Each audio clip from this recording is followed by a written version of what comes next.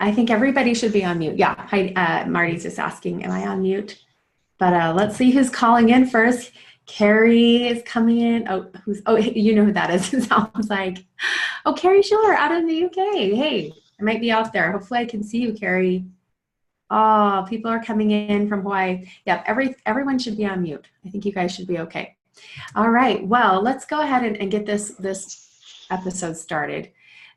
You know, this is a very special episode to me. We were going to have a couple other cancer survivors, and they're going to be joining us on some other episodes, but I'm just so grateful for your time, Eden, that you're willing to spend with us today. So for those of you who don't know Eden Lackey, you are missing out on this woman. She's just this party, fun personality, and I think we actually met on the original McKay's Mentoring Moments, at least by phone, for those of you who watched those back in the day. She was part of that crazy train where McKay had these huge, crazy business goals, and Eden jumped on and said, I'll come along for this crazy essential oil journey. So that's when I first met Eden. And then I met her again, and she told me a little bit more about her background. And Eden, you say your holistic journey began actually the very last chemo session when you realized that you were exhausted mentally and physically, and you were having all of these toxic side effects. And first off, before we go into your holistic journey, tell us a little bit about when you were diagnosed, what age, what type of cancer you had. So I was actually diagnosed at 31, and it was breast cancer. It was hormone driven. So that was really, really rough in the whole process of things, because hormones play a huge part in our lives. And I actually had found a lump a year before. And I used to be a medical assistant, and we were actually practicing echocardiograms on each other. And one of my friends found it on a Doppler. So I went to have a mammogram and an ultrasound, and I had very large breasts. So, and I was only 30, and they just told me, you look fine, you have dense breasts, this is common, come back when you're 40. And I did not follow up. I just said, sure, okay. And a year later, my new OB was doing my exam and found the lump and asked me if I had it checked out. And I had told him that I had a mammogram and an ultrasound. And so he said, you should get a biopsy and make sure that this is not something that's going to be detrimental to you. And sure enough, it came back cancer. Oh my goodness. And that was in 2010. So 9 years ago, you're 31. That is so young. How did you handle that type of diagnosis at that age? I think what was going through your mind? I feel like knowledge is power sometimes. And because I was in the medical field, I knew what was coming. I knew what I needed to do. So I actually was really strong about it in the beginning. And I said, okay, let's do this. What do we have to do? My OB was crying, and I was like, let's do this. And so it was kind of fight or flight mode for me. And I just went to town, and I knew that I had patients who were positive about things, and I noticed how they seemed to get through things a lot easier. So I just used that positive mentality and just push through it. So. Wow. Okay. So that's such a huge thing to have to deal with at such a young age. It sounded like you had a good support system that could help you kind of get through this. I did have a great support system. It wasn't until I moved to Austin, though, that I actually had a support system in the cancer community. So it was actually after my whole battle with breast cancer when I actually had other people who were like me. So I kind of wish I would have had that support through the process, but afterwards was when I really actually just had such a great support system. Well, something that I noticed about you when I actually met you, you were so willing to go back into that community. And I saw so many times you would post on Facebook that you had lost another angel sister, and you really, that kind of became your mission, was to sit by women.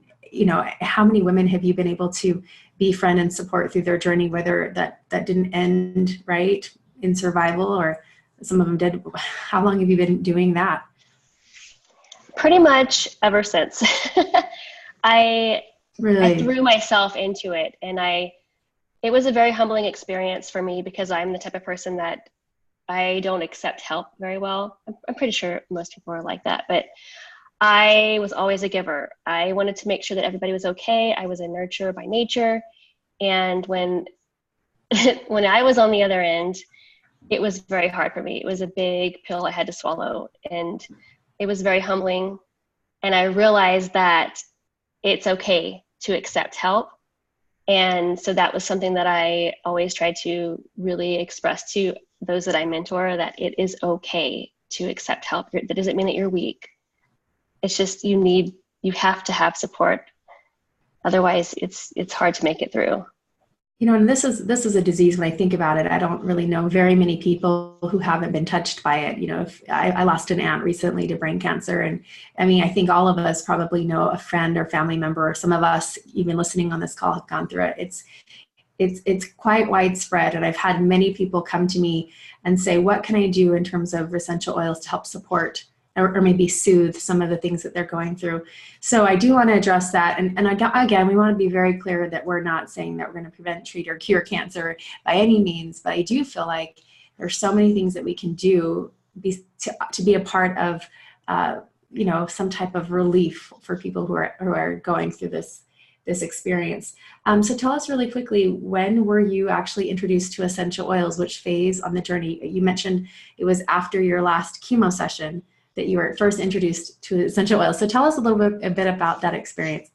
Yeah, so my very last chemo treatment, I was sitting in the chair getting pumped with poison for about 7 hours. And I was exhausted and tired. And I've been in the medical field for 10 plus years as a medical assistant. And I have seen so much what the side effects from Western medicine is doing to us. And I just thought to myself, there's got to be another way, or at least somehow that we can integrate the holistic side into it. And I started to research essential oils, and I came across essential oils, and I knew nothing about them. And I started using the ones at the grocery store thinking that, oh, this is great, and I started to get more involved and started using another reputable company. And when McKay came to me, she actually came to me as the business side of it. And I was like, nope, I'm not doing it. I'm not going to be the salesperson. And she's like, I'm sending you some oils, just try them out. And so she sent me the oils, and they were way better than the ones that I had. And they made an impact on me. And the Serenity was one that was my first testimony oil, because I had actually been thrown into a menopause from the medication that I was taking. And then I ended up actually getting a hysterectomy in the process. So it was kind of a double whammy. And I was going through menopause. I was up all night. I had bone pain, joint pain, and I just couldn't sleep at all. And I literally hadn't slept since 2010, since I was diagnosed. Oh my gosh. And that was what, 4 years ago? So yes. For 6 years you hadn't really been sleeping well. So how did you use the Serenity? That's the sleeping, soothing, Yes. Is it the restful blend, right? How did you use it? It has lavender, ylang ylang, all the good stuff.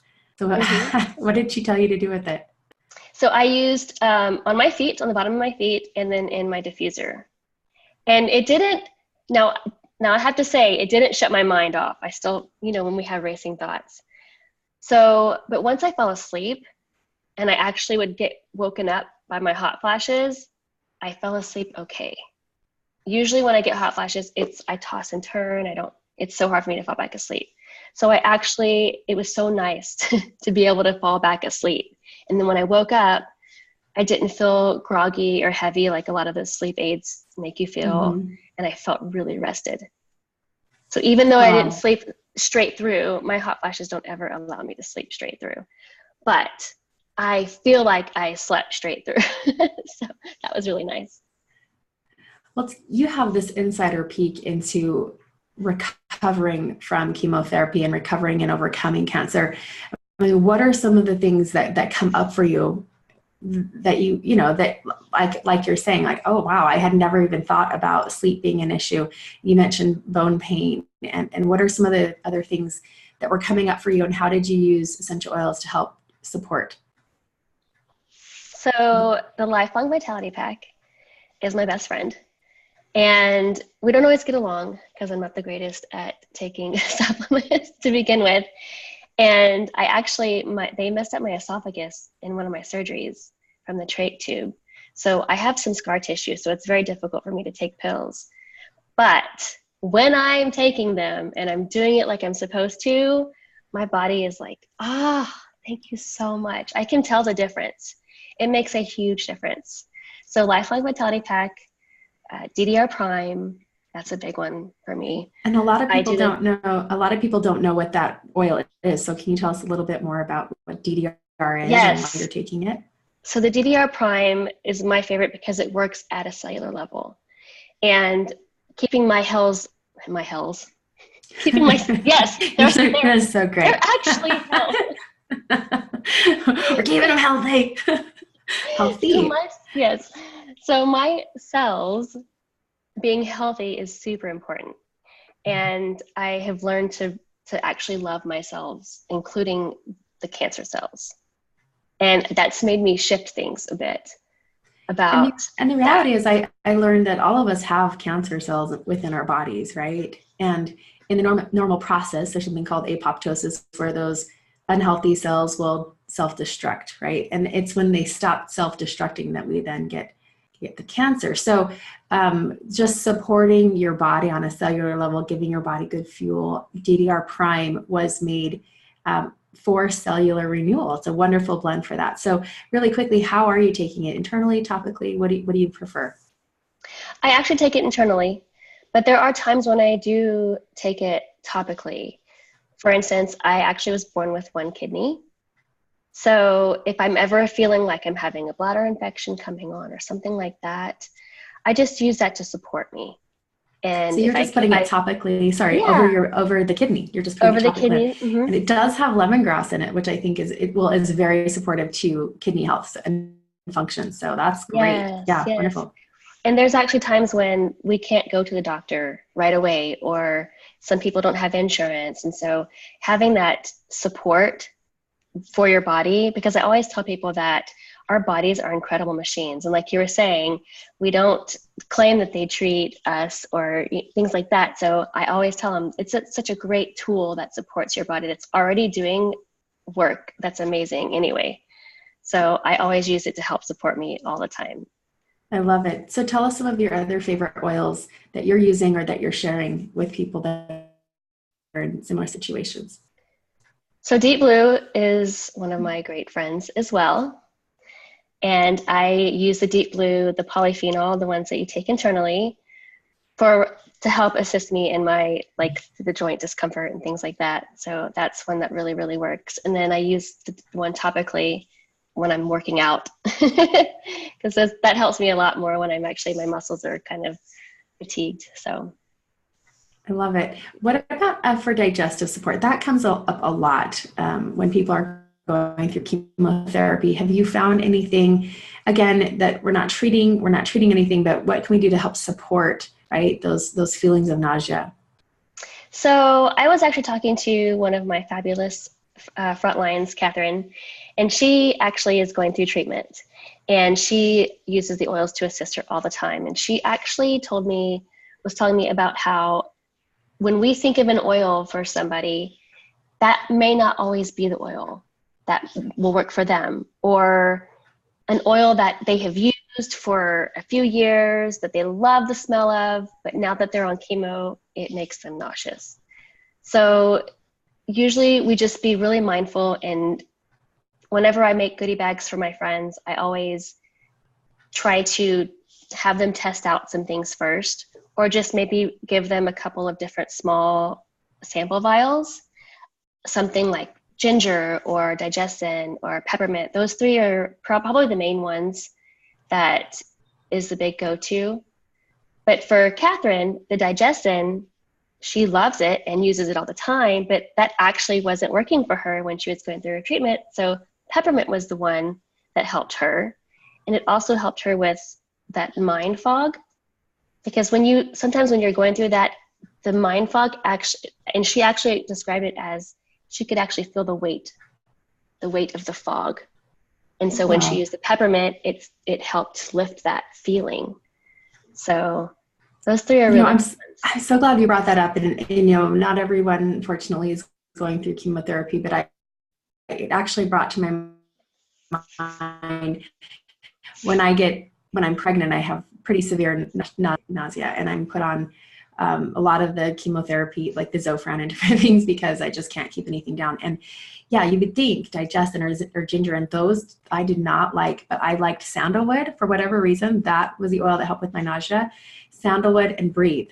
And if I had those two, I could go into a grocery store. I could handle different smells. So I like that you brought up that we call it bio-individualization, right? Where, gosh, we have 60 oils, right? And I was just telling this to someone yesterday who was having sleep issues. I said, we have Serenity that you can try, but look, you're different than anyone else in the world. So if this helped you and you don't see results, I've got 5 other choices, right, for you to try. What about immune support? Because I'm imagining that when you're having all of these drugs pumped through you, right, a lot of things are compromised. What are some of your favorite oils to help support a healthy immune system and a healthy immune response? So On Guard, always On Guard, all the time, whether it's on the spine or in the diffuser on the bottom of the feet, internally. That's one of the best ones, I think. And I also, like I said, DDR Prime is definitely one that I always go to. But frankincense is one I think that is really. I'm glad really that you brought that up. Yeah, I was just thinking we need to talk about frankincense, right? That's a natural inflammatory. So I just love stuff like that helps. And frankincense is amazing for so many things. For those of you who are new to essential oils, we refer to essential oils frankincense respectfully, as God in a bottle, because they say when in doubt, use frankincense. It's so powerful and very supportive on so many levels. So if you want more help with if you want more immune support, it's wonderful for that. If you kind of talked about that mental fog. If you want help with brain health, it's a wonderful oil. With skin issues, it's a wonderful oil. So many great things. So what are you now sharing among your support community? What are you seeing? How are they responding to essential oils? And one thing we haven't talked about yet is mood support. What are you finding that's helpful, not just even to the person that's going through chemo, but also the family? What are some of your favorite choices to share there? So I absolutely love the emotions kit. That is something that I gift a lot in the community. And I actually, if I'm making a goodie bag of sorts, I will put together stuff like a soft fuzzy blanket or soft socks. And then I'll put samples of different oils like the ones that we were talking about. And then of course, Console is one of my favorite ones to give, and Peace. All of them I love, but Console and Peace are the ones that I seem to give often, especially to caregivers, because sometimes the caregivers are kind of forgotten. They work just as hard and are just as stressed and tired and exhausted too. So I always try to keep them in mind as well. But I also like to let people know to be very mindful of what they give cancer patients, because sometimes they'll just give you, like Catherine said the other day, she got a baggie and it was full of great stuff, but she couldn't use any of it. There was a hand sanitizer in there that had some chemicals in it that she was not going to put on her body. There were some mints in there that she didn't know where they came from, things like that. So just to be more mindful and make sure that you're actually putting stuff in there that doesn't have any toxins in them. Some people don't care, but some people are really trying to stay away from that. And that's something that's really, really important as well. And I think that's a great point, right? Run everything through the doctor first. Don't just, even with essential oils, make sure that you're asking your doctor, hey, are these okay? Can you monitor this for me? I think that's really, really important. What would you tell someone who has been recently diagnosed, or knows someone who has been recently diagnosed? What would you tell them right now, knowing what you know now? Gosh, I first and foremost to make sure that they have a support system. And one of my favorite things to do is to, if they're willing and they're open to any type of holistic type of lifestyle, that I would love to go in their home and help them to get rid of all of the toxic things that they have in their home, because they're about to go on a journey that's very tough and very difficult. And you want it to be as pure as possible, because you're going to be loaded with nothing but toxins. And there's a lot of things that we can't control, like the air outside or places that we go, but in our own home, we can control what toxins that we allow into our home. And so that's something that I think is really, really huge. So I really try to educate people on their cleaning products and how toxic they can be and how harmful it is. And I love that, letting them, or maybe gifting them with a diffuser and saying, here, use this instead of that Glade plug-in that's so toxic. So things like that. Well, what a great advice! What a great advice! I actually didn't even think about that, because, right, you've got to really reduce that toxic load. Look at what you're eating, but also what's already in your house that you can control. And I just walked into someone's home, and I had a headache after 15 minutes of being there, because they had lots of those plugins going. I thought, if they were just running a diffuser, it would be so much better. So those are really simple things. I love the fact also that you brought up caregivers, because again, we focus so much on the person that is in the situation, but I was able to work in hospice for a long time, and before, actually, when I was fresh out of college, and that was one of the things that we really paid attention to, is how do we support the person that is helping. And aroma touch hand techniques, for those of you who don't know how to do that or have never heard of that, those are wonderful to give. And when you're using serenity or balance or console or peace in a aroma touch hand technique, that's just such a beautiful thing to add. It's just another layer of comfort and love, right? And that's something that you can do. Really, it's pennies, pennies to offer one of those. Have you ever had one of those, Eden? I have, and I also offer them myself. I actually am certified in aroma touch. And so Hey. I that's one of my pay it forwards. So I have a friend who has a cancer rehab center, and sometimes she'll allow me to use her room, and I will gift people aroma touch massages all the time. So it's really nice. And that's just something you do because you're Eden. Like, how beautiful. I love that. And so, okay, for those of you who are listening, how do you get certified to become an aroma touch? How do you become aroma touch certified? I guess I should ask. How did you do that? So I actually just looked it up. I think it was through doTERRA. Or no, I think I called somebody at the actual customer service and was like, how do I find somebody who's doing the aroma touch? And at the time, they were letting me know who was teaching them, because I think there's different people that teach them at different times, and they travel from different states. So sometimes you'll get lucky and they come to you, or you may have to travel. So it's just a matter of searching through the doTERRA webs and knowing somebody who may be certified that's actually teaching. So it's kind of difficult to find somebody. I got really lucky, and there was somebody actually that came to Austin at that time. So that's wonderful. And that is something to add. Oh, Eventbrite, she said, Samantha says, has most of the certification classes listed for those of you who are listening. Awesome. And I do think that there is an Aroma Touch actual website that has all of the events. So that is something that you're thumbs upping, you're recommending that big time. I love it. Eden, this might be an interesting question, but I would love to know what's been the gift? I mean, there's always a gift that can be found when we go through a trial. What has the gift been for you? Oh gosh, there's so many. Wow. I want to say probably I learned to truly live. I don't think that I was really living. And we go through the motions with our jobs and our families, and we take so much for granted. And before I was diagnosed, I was going through a divorce. I was working 3 jobs. I worked for a doctor that we called Dr. Evil. So I just was not in a space that was healthy. I wasn't happy. And I thought I was, which is crazy. I look back and I think, how was I even alive? But little did I know that there was a cancer inside of me that was just eating at me. And I know that a lot of it, I'm convinced a lot of it was my own doing.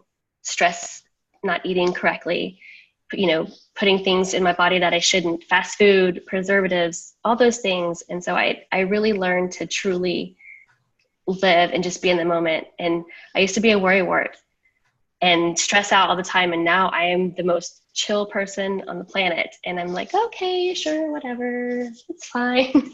So, and I love being around you because you can feel that energy. You just know Eden's here, we're going to have a good time. And something that I loved is McKay was telling me, she's like, oh, you know Eden, she's an artist. They have this thing in Austin called the Art Bra Austin fashion show, right? And you decorate bras, and you were in it. You were one of the models that displayed it. So tell us about that.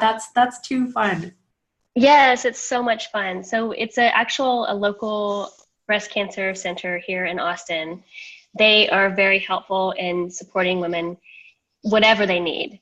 And so they do a fundraiser every year. And what we do is we get local artists together and they decorate these beautiful bras. And then the actual model gets together with the artist and they put together these extravagant costumes that go with the bra, and then they auction them off. And so when you're going through something like that, you are stripped away of literally everything. So I had no hair, I had no boobs, I had no ovaries, and I felt like I was just a shell of nothing.